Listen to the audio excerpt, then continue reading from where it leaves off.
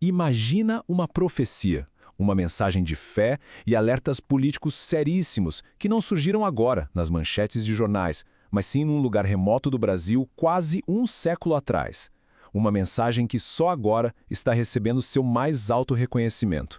E essa história, que parecia antiga, de repente volta com tudo em fevereiro de 2024.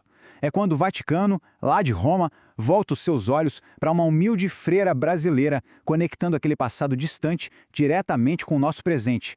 Pois é, o Vaticano concedeu oficialmente o título de serva de Deus à irmã Adélia. Isso é muito importante. É o reconhecimento de uma vida de virtudes heróicas e o primeiro passo formal no caminho que pode levar à santidade. Então a grande pergunta que fica é: quem foi essa mulher? E que mensagem divina foi essa que ela afirmou ter recebido, uma mensagem tão poderosa que continuou ecoando por décadas e décadas? Para a gente encontrar essa resposta, a gente precisa voltar no tempo. Vamos lá para a paisagem árida do sertão de Pernambuco, no dia 6 de agosto de 1936.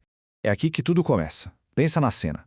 Duas meninas, Maria da Luz, que mais tarde o mundo conheceria como Irmã Adélia, e a amiga dela, Maria da Conceição. Elas estavam fazendo uma coisa simples, colhendo mamona no mato, quando de repente se deparam com uma visão. Uma senhora muito bonita, com um menino no colo.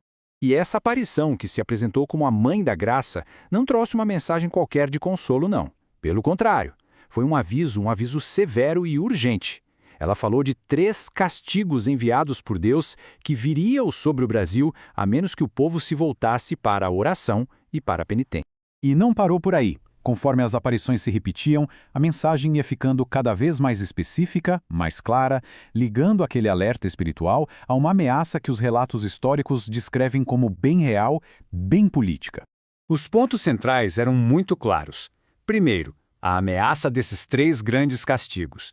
Segundo, uma visão terrível de sangue que inundaria o Brasil.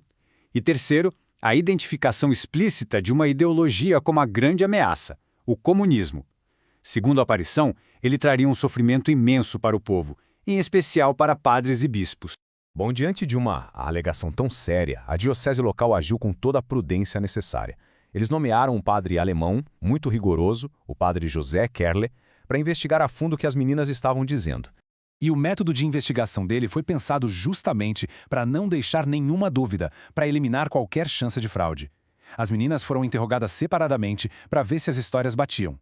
Mas o teste final, esse foi impressionante. Ele faria as perguntas em alemão, uma língua que as meninas, claro, não tinham como entender. O que aconteceu nesse teste foi francamente assustador. O padre perguntava em alemão e as meninas, sem entenderem nada, simplesmente transmitiam a resposta da senhora, em português perfeito. E as respostas eram diretas. O sangue é o que vai inundar o Brasil. O comunismo vai entrar no país? A resposta foi sim. E quando ele perguntou se seria como na Espanha, onde a igreja estava sendo violentamente perseguida na Guerra Civil, a resposta foi quase.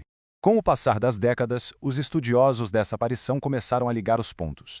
Eles interpretaram esses avisos como profecias que se alinhavam a 3 momentos-chave da história do Brasil. Primeiro, a intentona comunista de 1935, um ano antes da aparição. Depois, toda a agitação política que levou ao regime de 1964.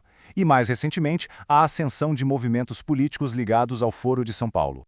Por 85 anos, veja bem, 85 anos, os acontecimentos de Simbres ficaram mais no campo da fé do povo, da devoção particular. Mas uma decisão formar da igreja estava prestes a mudar tudo. E essa mudança veio em outubro de 2021. Foi quando o bispo de Pesqueira, Dom José Luiz Ferreira Salles, publicou um decreto histórico. Ele reconheceu oficialmente o caráter sobrenatural das aparições de Simbres. Essa aprovação da diocese foi o passo fundamental que validou décadas de fé do povo. E foi isso que abriu caminho para a recente declaração do Vaticano sobre a irmã Adélia. Olha só essa jornada, de 1936 com as aparições até 2024 com o reconhecimento de Roma. Uma longa espera. E é aqui que a gente chega no ponto central, né? Como é que uma mensagem lá de 1936 é vista por tantos como algo tão relevante e tão urgente para o Brasil de hoje? A mensagem, no fundo, apresenta uma escolha bem clara. De um lado, a ameaça, a propagação do comunismo, o derramamento de sangue, a perseguição religiosa. Do outro lado, o remédio oferecido por Nossa Senhora, que está enraizado naquilo que a fé católica tem de mais tradicional: a oração, a penitência e a devoção ao Sagrado Coração de Jesus e ao Imaculado Coração de Maria. E isso nos deixa com uma reflexão final que é também uma provocação. Quase 90 anos depois daquele aviso, qual é o eco da mensagem de Simbres para os desafios sociais, políticos e principalmente espirituais que o Brasil enfrenta hoje em dia?